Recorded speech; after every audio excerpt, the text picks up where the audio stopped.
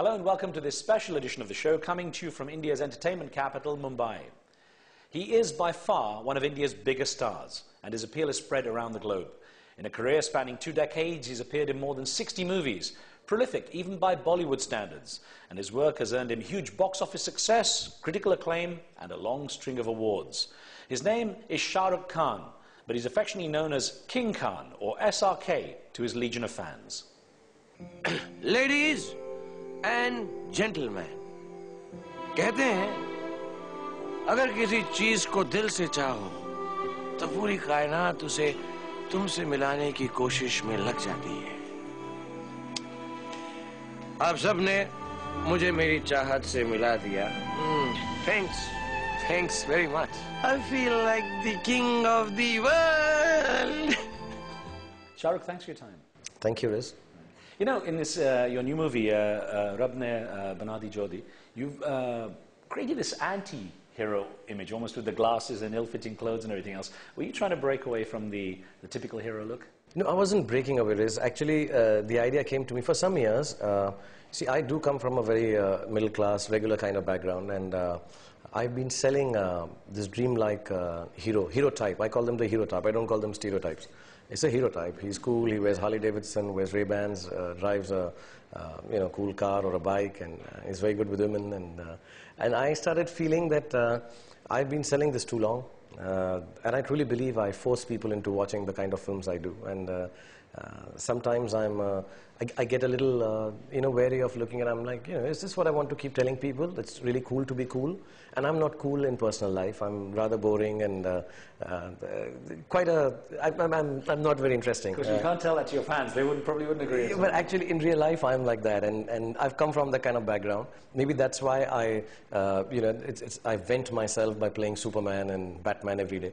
So I've said that every time that it's really nice. I can't be me, so I'll be someone else. And so I decided, and I sort of realized that only a couple of maybe 2% people in the world are Brad Pitt and Tom Cruise. And even them, I'm sure when you ask them, they never thought they would be that.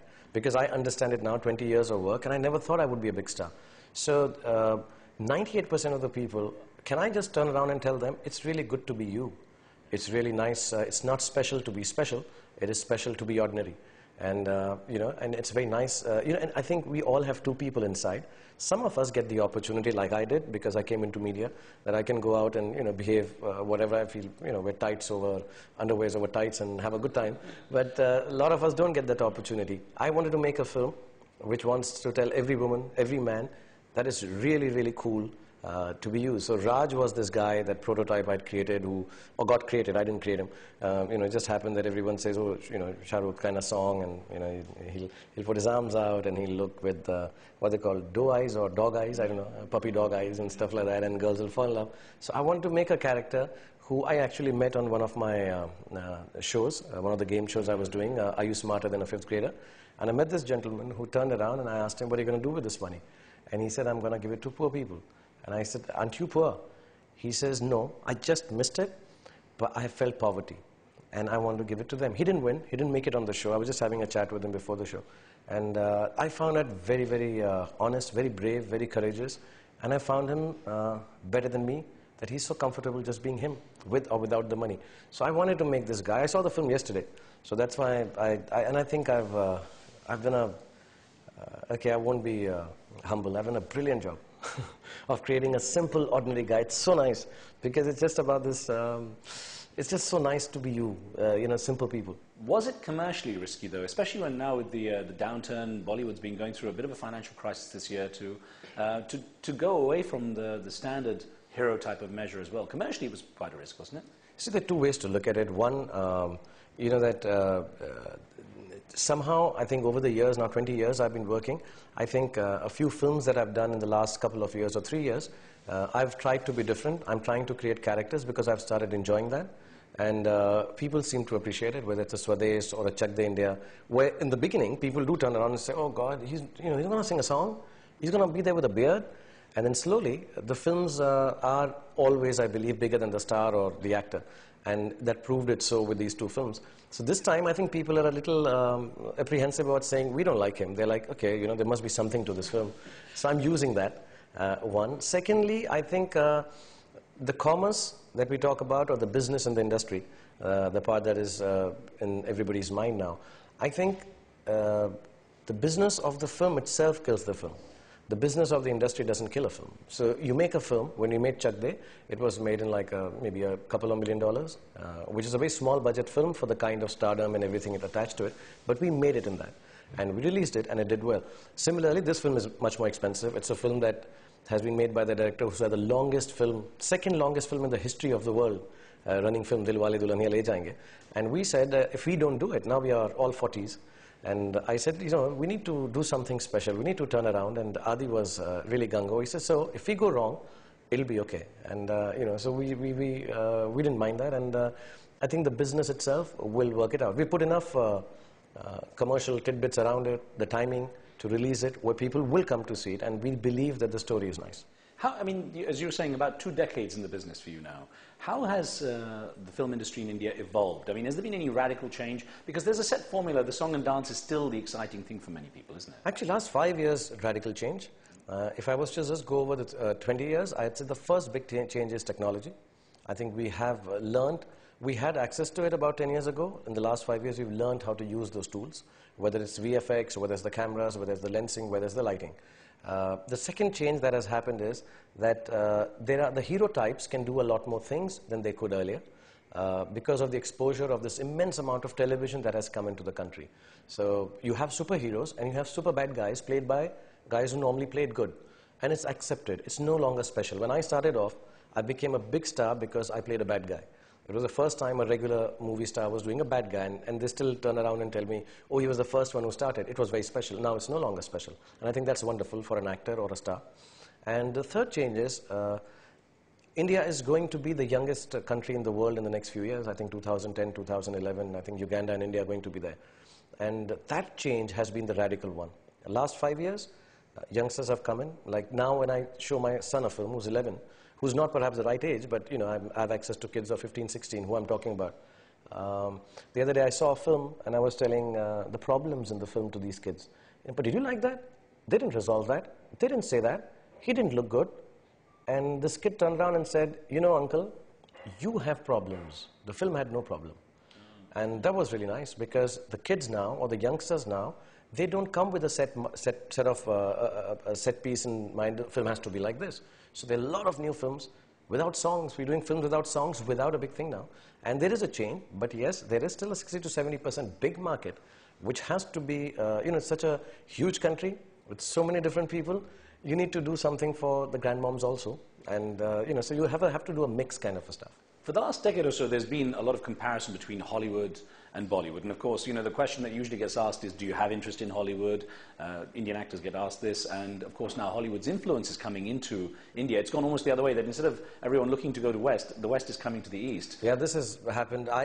You know, I tell everyone that it's not me who should, you know, it doesn't make a difference how interested I am in Hollywood. It's the other way around.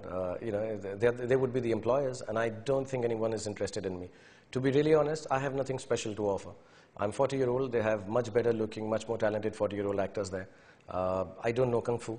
My dancing's not as good as Travolta. There's nothing special about me. So I don't think I'll make it unless, you know, one director decides to make a film about a thin, brown, scruffy-haired Indian. And, you know, it's a realistic biopic, and I get the Oscar for it. But I don't think anybody would be interested. I don't have anything to offer. I don't think I'm good enough to be in Hollywood. I think I'm not good enough to be in the Indian film industry. I'm just sort of getting to, you know, set it right for myself. The second part is that, yes, you know, there was a time when I very pompously, when I was younger and stupider, I remember saying it, you know, when people used to say, are you going to Hollywood? And very pompously in America, and Voice of America, I think I was giving an interview, and I turned around and said, yeah, if Hollywood wants me, it has to come to Mumbai. And it was very pompous and silly, and but sounded good, you know, like a movie star. But now I notice the production has come here. The market is here now. You know, you have 1.2 billion people here. And I've always thought that, you know, we're looking for the rest of the world of 4 billion people or 5 billion people. But we at home have such eyeballs. Production houses like Warner Brothers, Sony, Columbia, they're so wonderful now. They're coming down. They're bringing in the organization of the American mind. And I think we need to bring in a bit of rawness and madness of the Indian culture, the colors and warmth. And that would be a great mix. So far, that's not happened. I don't think there is a mix which has happened. Once that happens, I think the business acumen of Americans and the Westerners and the storytelling prowess of this side of the world would be a great thing. But it's not happened yet. Now, you're humble about your achievements and your talents, but one thing you have clearly that's not even visible in Hollywood at on this scale is your star appeal. I mean, India has it at a level that's yourself, people like Amitabh Bachchan. You have something that really doesn't get reflected anywhere else in the world. So when Hollywood comes here, is it going to try to change the industry? Or do you think that you are able to be strong enough on your domestic turf to be able to say, this is how we do things, how can we work together? No, I think the reason they're coming down here is that they've already accepted the fact that India is the only country, as a matter of fact, if I may say so, where English films or Western films haven't done well at all. Spider-Man doesn't take an opening, unfortunately. Wonderful films. Even a film like, which was the film, I Am the King of the World, Titanic, wasn't very big here. It's great in South Africa, it's great in Japan, it's great in Southeast Asia. But in India, Western films don't even take an opening. Their business is 100th. So they do realize that they have to do something special. And obviously, the market is special. That's why it's not taking on to the films like the rest of the world is. As far as, the second part is that whether they have to listen to our demands, I think it has to be. Quentin Tarantino, I heard him speak in Cannes once, and he said something very wonderful. He said a film industry would only exist in a country on a big scale if it has a star system. And you notice it. If I may add, England, or say even France now, or some other great filmmaking nations, somehow haven't been able to keep up with the rest of the world because the star system has sort of just, it becomes a job. So you go, you're an actor. This demigod status that is given in India, as a matter of fact, I think makes greater business sense, and that's why it'll continue like that. Well, we've got to pause here for a short break. We're back with more with Shah Rukh Khan in just a moment. Don't go away.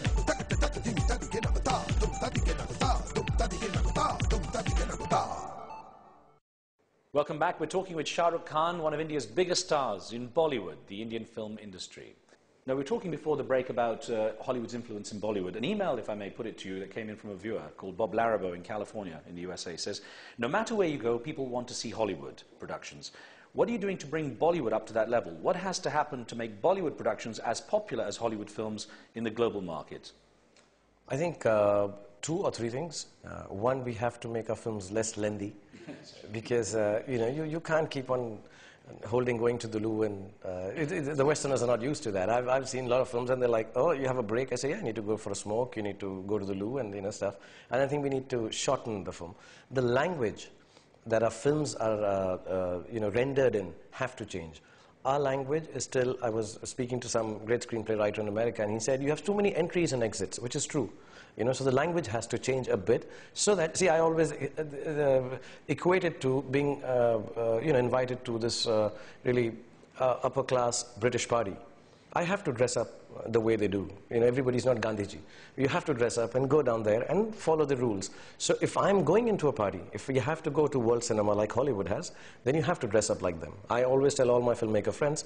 So I think the length will have to shorten, the language will have to go down, and the marketing will have to leave to the Western world.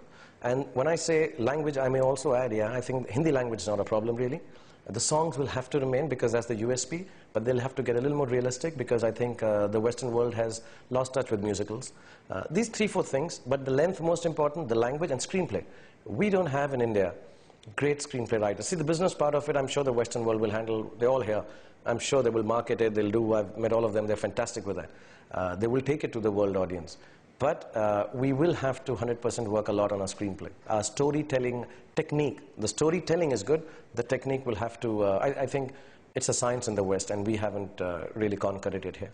I ask a lot of Western, Hollywood stars when I interview them, if they have reached a point in their lives where they have complete freedom over their craft, they can pick and choose. Is it the same kind of situation in Bollywood? Yes, you have, 100%. But freedom always seems like this for every star, and I can even say it for the Western stars. It's always from the outside. Inside, stars and actors and all the creative people are immensely insecure. So you do succumb to, you may say, I'm free to choose whatever, but finally you choose, in a strange sense, in a parameter of success.